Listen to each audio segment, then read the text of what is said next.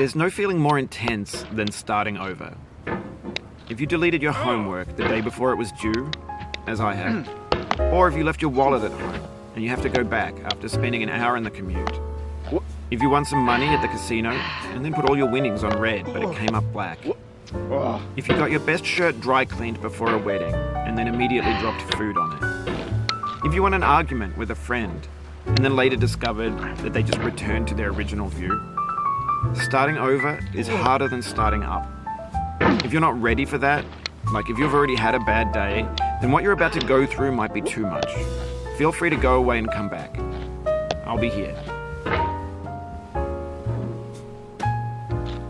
Alright, thanks for coming with me on this trip. I'll understand if you have to take a break at any point. Just find a safe place to stop and quit the game. And don't worry, I'll save your progress, always. Even your mistakes. This game is a homage to a free game that came out in 2002, titled Sexy Hiking. The author of that game was Jazzuo, a mysterious Czech designer who was known at the time as the father of B games. And B games are rough assemblages of found objects. Designers slap them together very quickly and freely, and they're often too rough and unfriendly to gain much of a following. They're built more for the joy of building them than as polished products.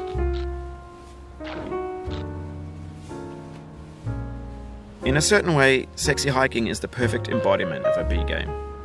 It's built almost entirely out of found and recycled parts, and it's one of the most unusual and unfriendly games of its time. In it, your task is simply to drag yourself up a mountain with a hammer. And that act of climbing, in the digital world or in real life, has certain essential properties that give the game its flavor. No amount of forward progress is guaranteed. Some cliffs are too sheer or too slippery. And the player is constantly, unremittingly in danger of falling and losing everything. Anyway, when you start Sexy Hiking, you're standing next to this dead tree that blocks the way to the entire rest of the game. It might take you an hour to get over that tree, and a lot of people never got past it. You prod and you poke at it, exploring the limits of your reach and your strength, trying to find a way up and over. And there's a sense of truth in that lack of compromise.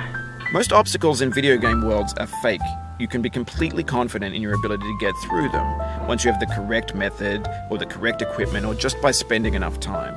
In that sense, every pixelated obstacle in Sexy Hiking is real. The obstacles in Sexy Hiking are unyielding, and that makes the game uniquely frustrating. But I'm not sure Jazzuo intended to make a frustrating game. The frustration is just essential to the act of climbing, and it's authentic to the process of building a game about climbing.